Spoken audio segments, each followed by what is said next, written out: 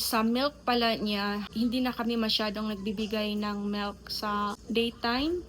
And then sa gabi naman, hindi na totally kami nagbigay ng milk sa kanya sa gabi. Hi, good morning. So, andito yung anak ko ngayon. So, update sa teething niya. Ang ngipin niya ngayon is nadagdagan na naman ulit. So, 18 months na siya ngayon. So, meron ng tumutubong ngipin sa baba and upper niya. So, medyo nakakain na siya ng medyo matitigas na mga food. Hindi naman super matigas. Dati kasi yung mga breadsticks, hindi siya makakain. And then nahihirapan siya kasi yung ngipin niya sa harap is 4 sa lower and then 4 din sa upper. So ngayon, since nadagdagan na yung ngipin niya sa magkabilang side, so at least okay na siya ngayon. Dati yung mga food niya, kailangan ko pa siyang slice ng maliliit.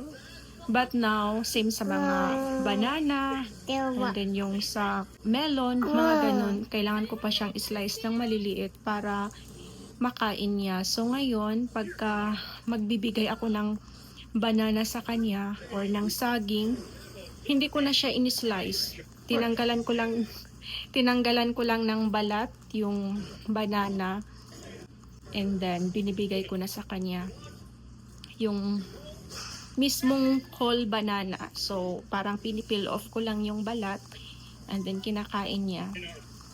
So, siya na mismo, hawakan niya yung banana, siya na yung mismong sumusubo, kumakain na hindi ko na kailangang slice pa.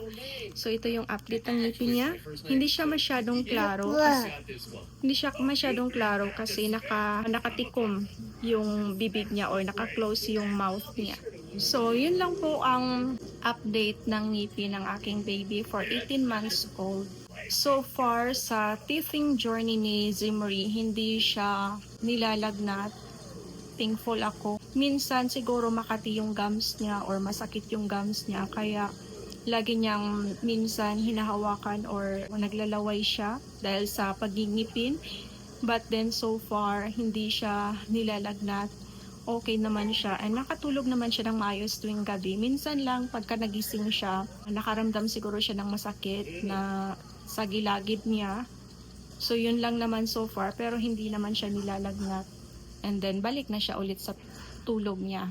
Kumakain naman siya regularly since nag-start ako nung time na yon ng puree, and then ngayon is solid food na yung mga minsan binibigyan ko siya ng pasta and then rice, merong salmon, mga ganun yung food niya, and then broccoli. So sa fruits naman, binigyan ko siya ng apple and then banana, watermelon, and melon or cantaloupe. Yun. So sa food niya, okay naman. Hindi naman siya picky sa pagkain. Minsan binibigyan ko siya ng pancake na gustuhan niya. And then bread, nilagyan ko ng butter. Hindi naman siya picky sa pagkain. Minsan binibigyan ko siya ng pancake na gustuhan niya. And then bread, nilagyan ko ng butter. And by the way, sa milk pala niya, hindi na kami masyadong nagbibigay ng milk sa daytime. And then sa gabi naman, hindi na totally kami nagbigay ng milk sa kanya sa gabi kasi ang advice ng pedia namin na itigil na yung pagbigay ng milk tuwing gabi kasi nakakasira daw yun ng ngipin. So, as much as possible, tubig lang kapag gusto niya. Hayaan lang umiiyak yung bata as long as busog naman siya, nakakain siya ng dinner. So, no need na ang milk.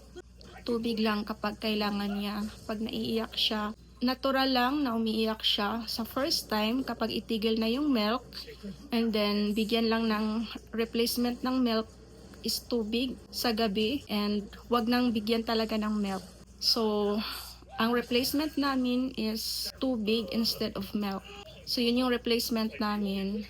Instead na binibigyan siya namin ng milk, tubig na lang. Though at first umiiyak siya kasi parang naninibago siya na milk talaga ang binibigay namin sa kanya, and then tubig na. And then later on, nasanay na siya na kapag nagising siya sa gabi or sa madaling araw, instead na gatas or milk ang bibigay namin sa kanya, tubig na. So ngayon, nasasanay na siya na kapag ka nagising siya ng madaling araw o di kaya middle of the night, tubig na yung binibigay ko sa kanya. And then sa umaga naman or daytime, hindi kami masyadong nagbibigay ng milk sa kanya. Binibigyan lang namin siya ng mga food, snacks, fruits, ng yung solid food like isda, chicken with rice, pasta, mga ganun ang binibigay namin sa kanya. Hindi na kami nagbibigay ng milk. Minsan kapag hindi siya masyadong kumakain, siguro busog siya or wala siyang ganang kumain. Pero bihira lang yun mangyari. Nagbibigay pa rin ako sa kanya ng milk. So cow milk na po siya, hindi na siya toddler milk kasi dati binili namin after namin ng formula, Similac. So nag-stop na kami ng formula nung time na nag 1 year old na siya, and then pinainom na namin siya ng toddler milk. So powder yon, and then yun yung gatas niya instead of formula milk. And then after nun na bumalik kami sa pedia, and then yung advice ng pedia namin is since 1 year old na siya, so tigil na yung milk. So yun na yung time na nag-cow milk na kami. So every time na just in case gusto niya nang uminom ng gatas, binibigyan namin ng cow milk. Hindi na siya toddler milk na yung powder milk na titimplahin pa, mga ganun. So continue ko lang, balik tayo sa topic. So daytime, bihira na kaming nagbigay sa kanya ng milk. Kung kailangan man, needed niya na uminom ng milk na gusto niya, parang hindi siya masyadong kumain ng food, so binigyan namin ng cow milk. So hindi na namin nilagay sa milk bottle, kundi nilagay na namin yung milk sa mismong baso, and then iniinom na niya. So hindi na namin siya sinasanay sa milk bottle. So ini-stop na namin siya. Pero kapag gabi, yun, mahirapan kasi ako kasi kapag tulog siya and then kailangan niya ng uminom ng tubig. So nilagay ko pa rin siya sa milk bottle. So hindi na siya milk kundi tubig na yung nilagay ko din. So yun lang. So far, thankful ako na hindi sakitin yung anak ko. Yung pagngipin niya, hindi siya nilalagnat. Ito talaga yung hilig niya, yung mag turn off and turn on ng lights. Pero andito naman ako, tinitignan ko naman siya na safe pa rin. So pinapastop. So hindi ko siya pinapahabit nitong mag-on and off sa light. Kahit gusto niya, umiiyak siya. Yan, pinapatigil ko. Zimri, stop it because it's not safe. No, enough. So yun lang. Thank you so much. Bye everyone. God bless. Bye.